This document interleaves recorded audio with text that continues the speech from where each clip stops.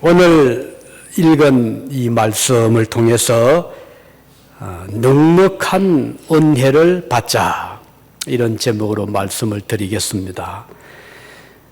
부족함과 넉넉함, 서로 대조되는 말씀이잖아요. 그런데 생각에 따라서 부족함을 느낄 수도 있고, 또 부족하게 살 수도 있고, 또 넉넉하게 풍성하게 살아갈 수도 있는 것 같습니다.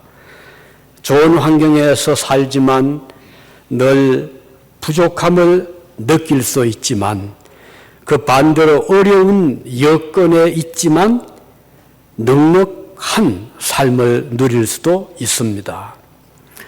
불후의 명작으로 알려진 철로 역정이었죠.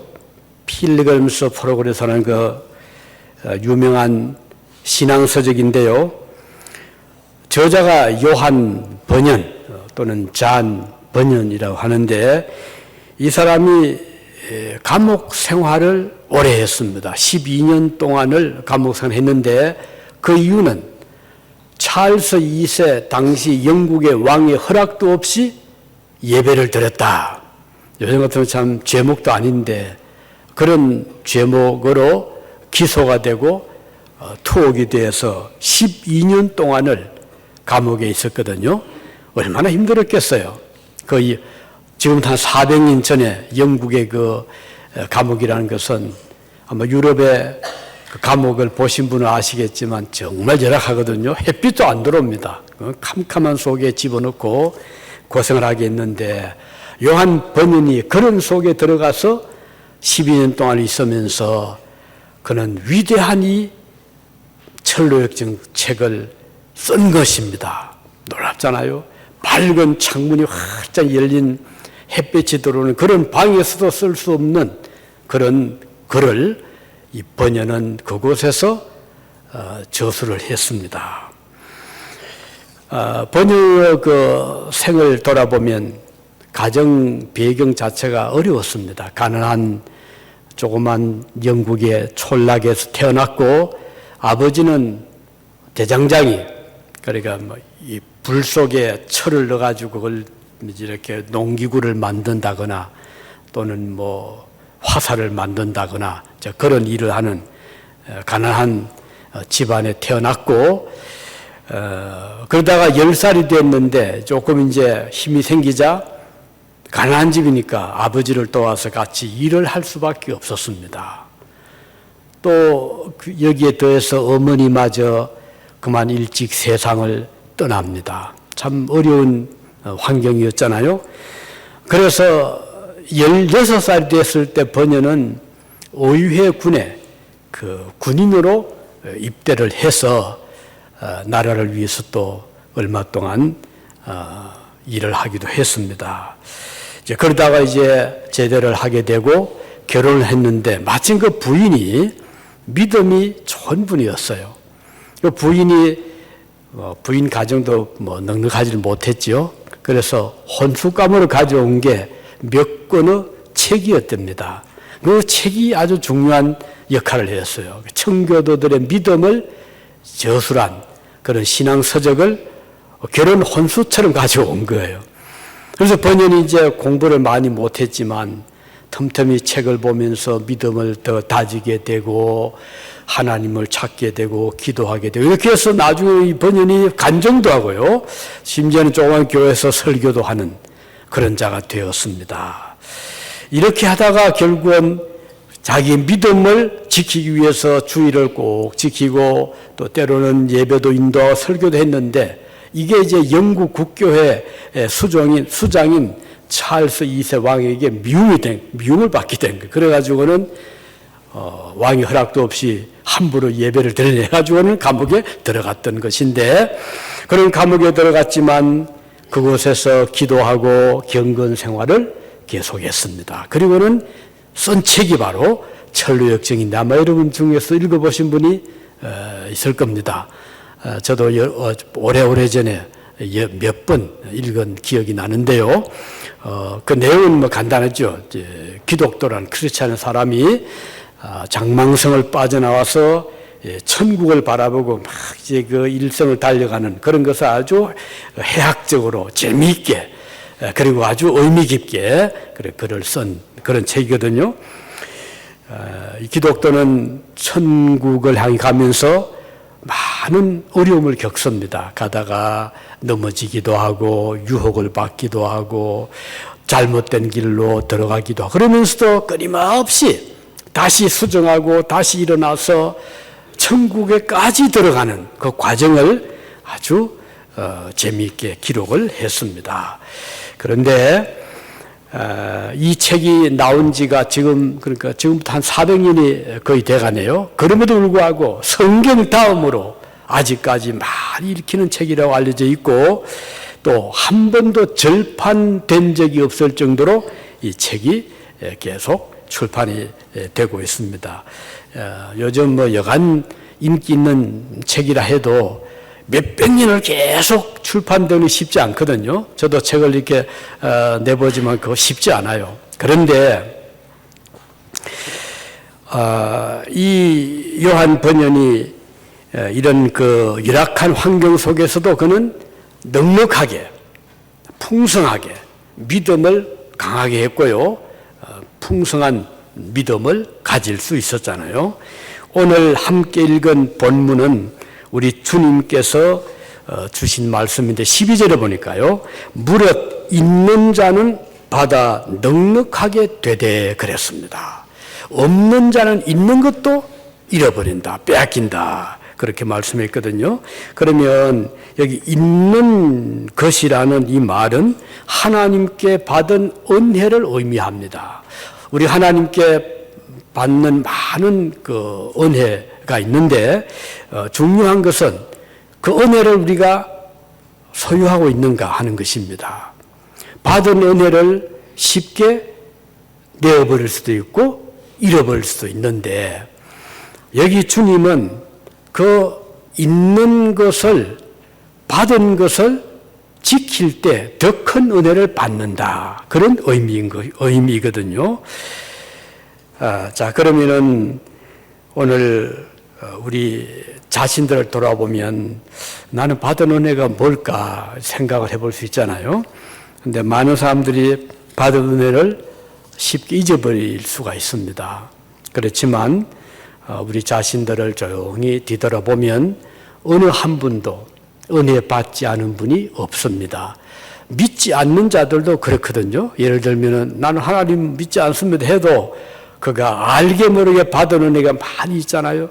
우선 생명으로 이 세상에 태어난 존재. 이 세상에 얼마나 그 존재하는 것이 많잖아요. 뭐 나무도 있고 돌도 있고 산도 있고 바다도 있고 별도 있고 달도 있는데 이런 것들은 생명이 없잖아요. 그러나 우리 인간은 생명을 가지고 받아서 태어났거든요. 그 자체가 얼마나 큰 은혜입니까? 믿지 않던 믿던 태양빛을 받으며 맑은 공기를 마시면서 살아가는 것도 은혜가 아니겠습니까?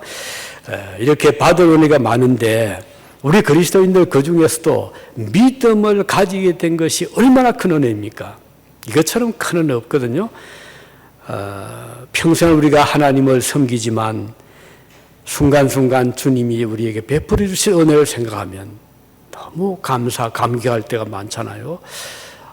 나 같은 이런 무지한 하나님도 몰랐고 또 죄도 몰랐고 내세도 몰랐고 영생도 몰랐던 내 자신이 어떻게 하나님을 알게 되었을까? 공부해서 아니잖아요. 또는 좋은 강의를 들어서 그것도 아닌 경우들이 많잖아요. 그럼에도 불구하고 우리에게 믿음을 하나님이 주셨어요. 그래서 하나님을 어느 날 보게 되고 알게 되고 믿게 되고 그분에 대해서 눈을 뜨게 해주시는 거. 이게 중생이잖아요. 거듭나요. 그래서 중생 받은 사람은 하나님을 보게 되고 천국을 보게 되고 내 자신을 보게 되는 것입니다.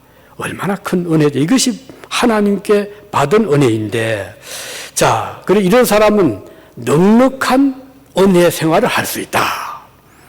그러면 이 넉넉한 은혜의 삶을 누리는 자에 대해서 몇 가지를 지적을 하겠습니다. 한 가지가 이미 지난날 받은 은혜를 우리가 소중하게 여기며 살아갈 때 그런 넉넉한 삶을 살아갈 수가 있습니다. 우리 각자는 과거가 있잖아요. 그런데 어떤 사람은 과거가 화려할 수도 있고 멋질 수도 있고 유복할 수도 있습니다. 그런데 반대로 어떤 사람은 여기 오늘 말씀드린 요한 번연처럼 가난한 집안에서 어렵게 살아갈 수도 있습니다. 어떤 경우를 막론하고 은혜를 풍성히 누리는 것은 내가 반드시 과거가 훌륭하고 부유하고 배경이 좋아서가 아니라 그런 분들도 은혜를 누릴 수가 있고 또 그 반대로 가난한 사람, 병약했던 과거 이런 사람도 은혜를 누릴 수가 있는 것입니다. 며칠 전에 미국의 뉴스를 보신 분은 아마 아실 거예요. 지금 공화당의 그 유명한 국회의원이 이렇게 연세가 81세입니다. 이번에 어떻게 하다가 보면 넘어졌는데 그 충격으로 병원에 입원을 했습니다. 그래서 뭐 매스컴이 막 다 보고 뉴스를 전하더라고요. 81세의 공화당 그 위원장이 넘어져가지고 병원에 입원을 했다. 이렇게 뉴스가 나왔는데 저는 놀랐던 게 그분 평소에 보이는 굉장히 근엄하고 아주 조용하고 성품도 아주 좋아 보이고 이런 분이었는데 그분이 어릴 때 소마비를 앓았답니다. 그래서 이제 이겨내고 그리고 또 몇 차례 팔도 부러지는 것도 막 이제 비춰주더라고요. 몇 차례 고비를 넘겼는데 이번에 또 다쳤다. 하지만 지금 회복이 되고 있다. 아마 지금쯤은 회복이 아마 됐을 겁니다. 그런데 이렇게 미국의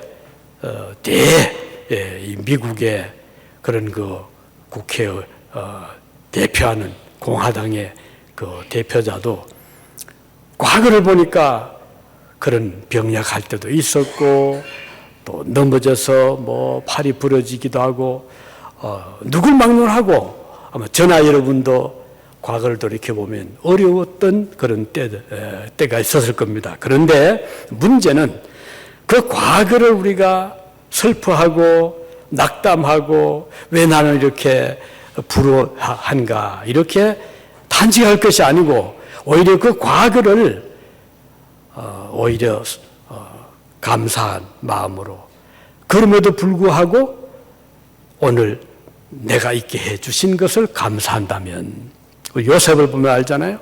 요셉이 그 12형제 제일 11번째 아들이었죠. 밑에 하나 또 태어났으니까.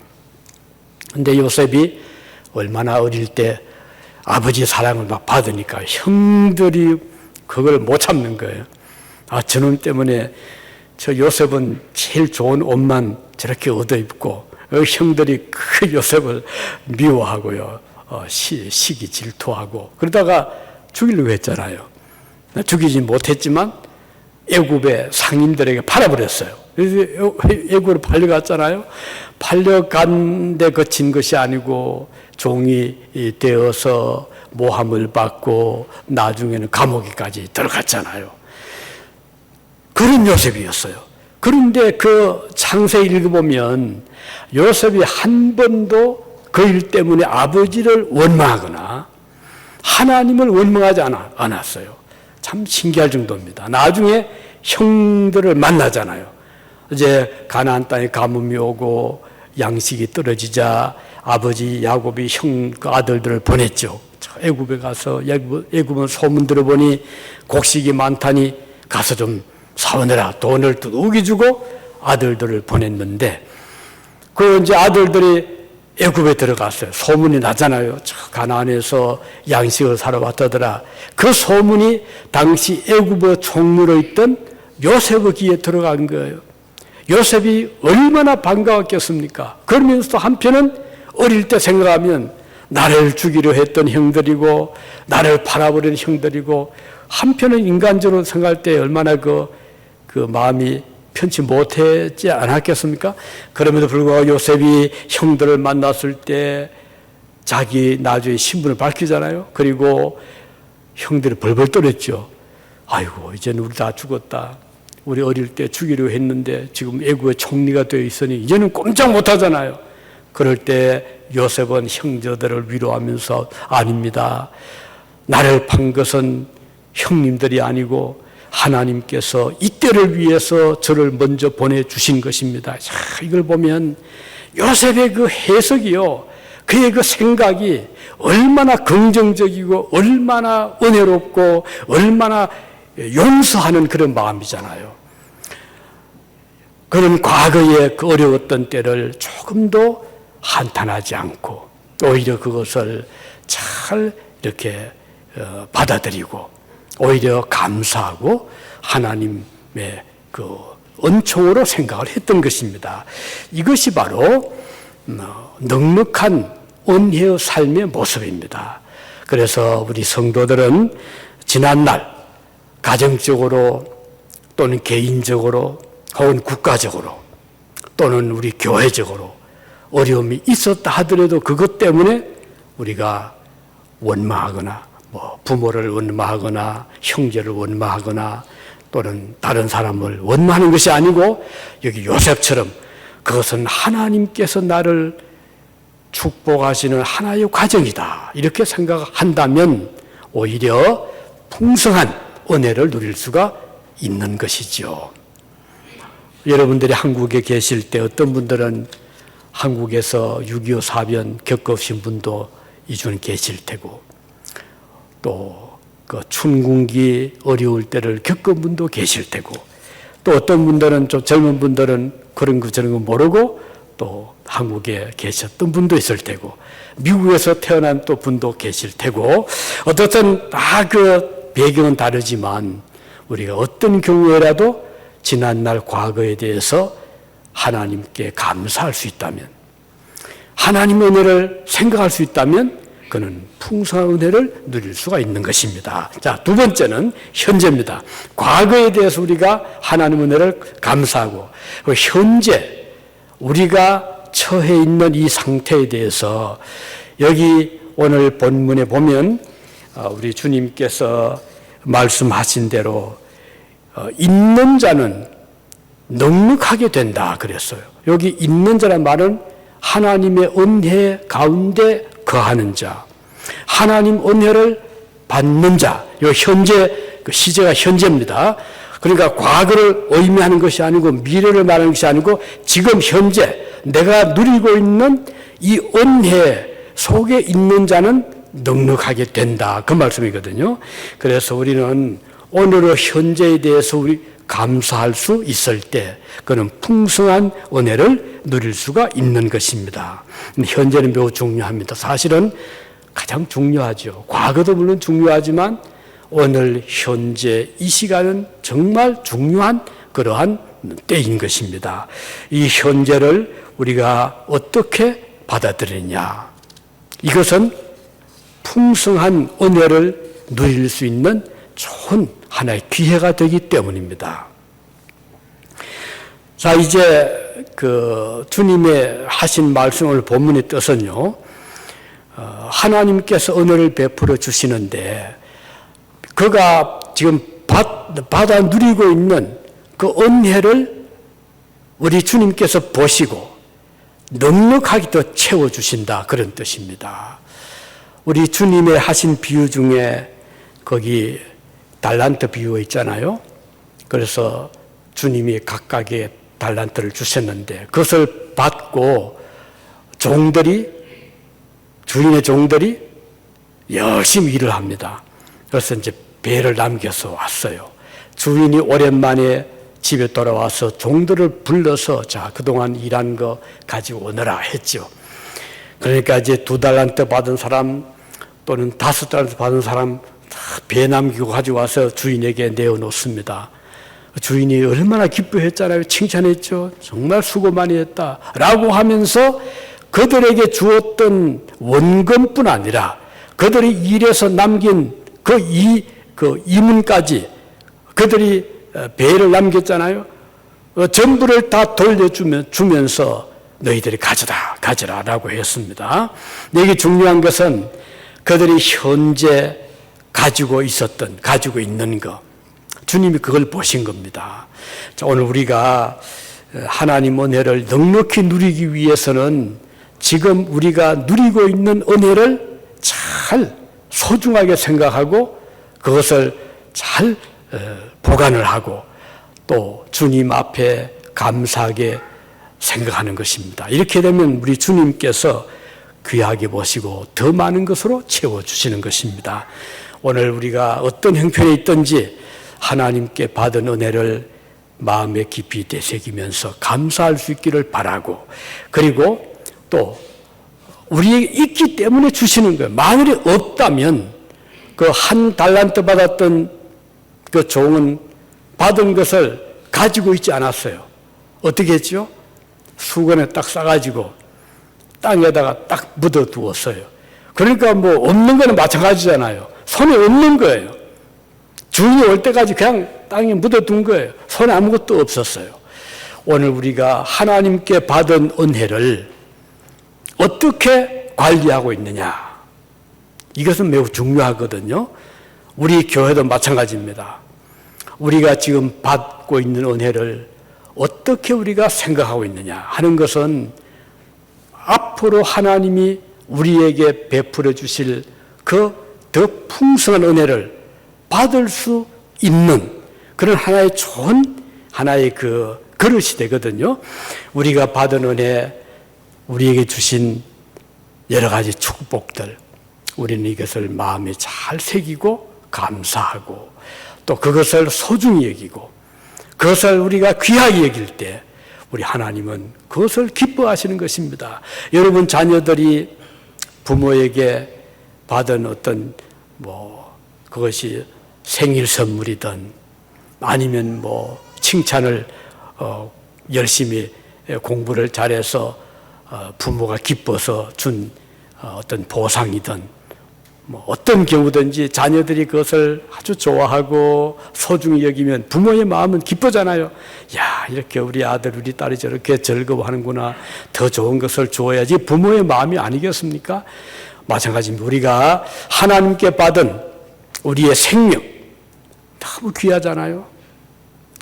이 귀한 생명을 우리가 감사히 여길 때 하나님은 풍성한 은혜를 베풀어 주실 것입니다. 하나님 주신 건강 마찬가지입니다. 하나님께서 오늘도 하루를 우리에게 주셨구나. 눈을 뜰 때 하루를 주신 주님께 감사하고 걸을 수 있어서 감사하고 활동할 수 있어서 감사하고 일할 수 있어서 감사하고 이런 것을 우리가 감사하고 현재 주신 은혜를 귀하게 여길 때 하나님은 너무 기뻐하시면서 더 풍성하게 채워주시는 것입니다. 주님이 주신 은혜를 우리가 소중하게 여기는 것은 매우 귀한 일이기 때문입니다. 물질도 그랬죠. 예, 하나님, 전 너무 적은데 그렇게 하는 것이 아니고 하나님 감사합니다. 오늘도 일용할 양식을 주신 하나님, 오늘도 입을 의복을 주신 하나님, 오늘도 잠자리 주신 하나님, 우리가 감사할 수 있잖아요. 종종 우리는 잊어버릴 때가 많습니다. 여기 유지만 해도 다운타운이나 또는 이곳저곳을 다니다 보면 이 추운 겨울에 조그마한 텐트 하나 쳐놓고 있는 분들이 많이 눈 뜨이잖아요. 저는 그것을 볼 때마다 참 마음이 아프기도 하지만 감사한 것은 나도 저 사람처럼 될 수밖에 없을, 내가 더 나은 것도 아니고 더 훌륭한 자도 아닌데 하나님은 나를 거리에 버리지 않으시고 오늘도 따뜻하게 자게 해주셨구나. 이런 생각하면 너무 감사한 거예요. 지난 얼마 전이죠. 아침에 그날이 주일인지 모르겠어요. 이렇게 이제 예배당을 이렇게 보살피는데 어떤 사람인지 우리 하단 옆에 거기 이렇게 그 얇은 천 하나 뒤집어 쓰고 누워 있더라고요. 근데 막 비는 오고 너무 그 도울 길이 없어. 그렇다고 해서 그분을 깨워서 집에 들어갈 수도 없고 그래서 이제 집에 가 찾아보았더니 그 비누가 있더라고요. 비누 같으면 좀 낫지 않겠어요? 그걸 가져와서 이렇게 덮어 주었어요. 그리고 이제 주일 오후에 예배를 마치고 보았더니 세상에 자기가 덮었던 그 얇은 천은 옆에다가 놓고 제가 덮어 주었던 비누를 가지고 가고 없더라고요. 그래서 조금 아쉬워서 그것까지 다 가져가면 더 좋았을 텐데, 왜냐하면 그 천도 필요하잖아요. 어떻든 우리가 하루를 살아가면서 우리에게 생명을 주신 하나님, 또 우리에게 거처할 수 있는 집을 주신 하나님, 오늘도 굶지 않게 해주신 하나님, 너무 감사하잖아요. 무엇보다도 더 감사한 것은 내 마음속에 주님을 알게 해주신 것, 내가 그리스도를 믿게 해주신 것, 죄인임을 알게 해주신 것, 십자가의 공로를 의지해서 나의 죄를 용서받았다는 것을 우리가 믿을 수 있게 된 것이 얼마나 감사한지 모르겠습니다. 그래서 이런 우리가 받은 은혜를 소중히 여기고 지키고 있을 때 우리 주님은 약속하기를 넉넉하게 더 채워주신다라고 말씀을 했습니다. 그래서 오늘 여러분들이 받은 은혜를 한번 돌이켜보시면서 하나님께 감사하시고, 그리고 주님의 은혜를 사모하는 그 마음을 가지고 있을 때 주님은 더 채워주시는 하나님이신 것입니다. 이제 우리가 며칠 후가 되면 우리 부흥회를 정말 몇 년 만에 하는데 이것도 하나의 은혜입니다. 사실 박 목사님 참 훌륭한 분이거든요. 훌륭한 분이고 한국에서 일도 많이 했고, 또 가끔 우리 한국의 기독교 방송에도 자주 나오더라고요.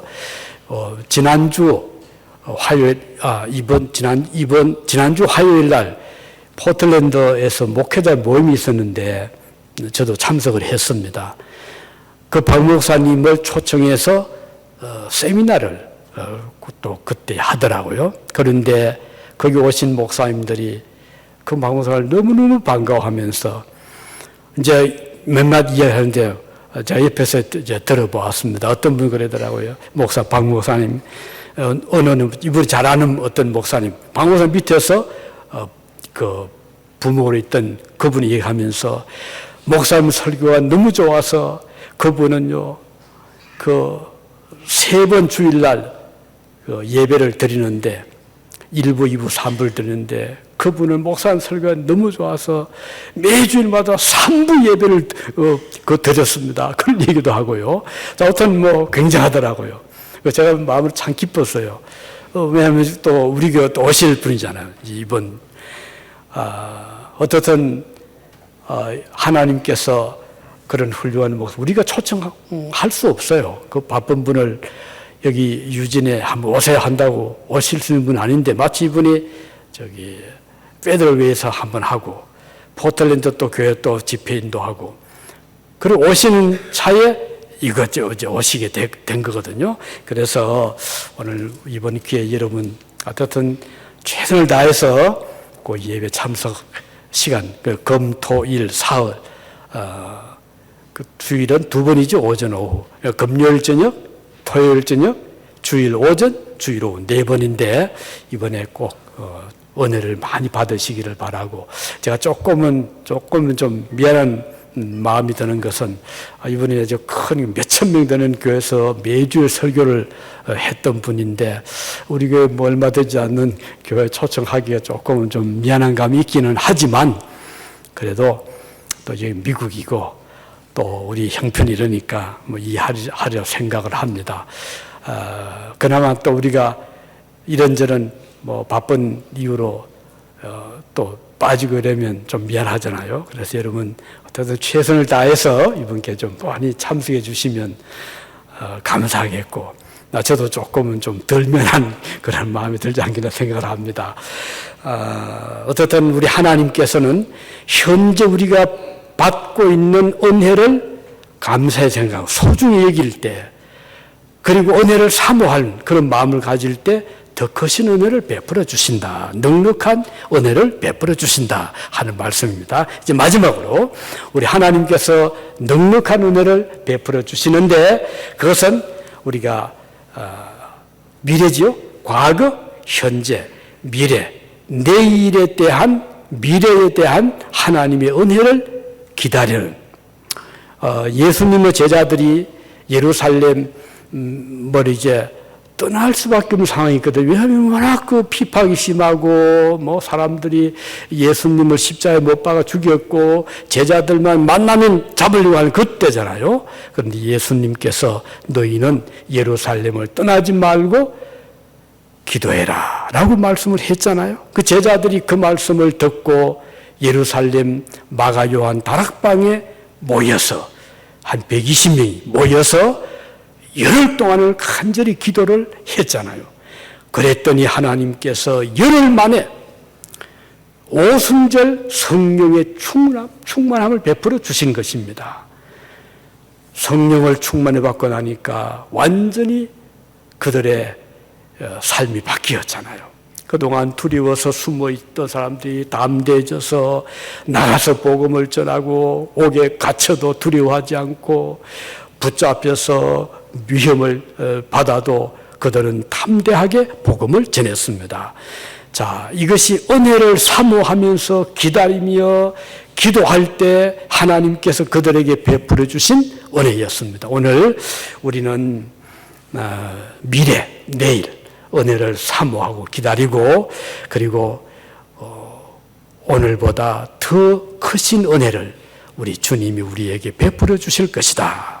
우리 교회도 하나님께서 지난 과거를 보면 정말 그 과정이 어떤 의미에서 아주 그 그림처럼 그렇게 좁은 길을 걸어왔습니다.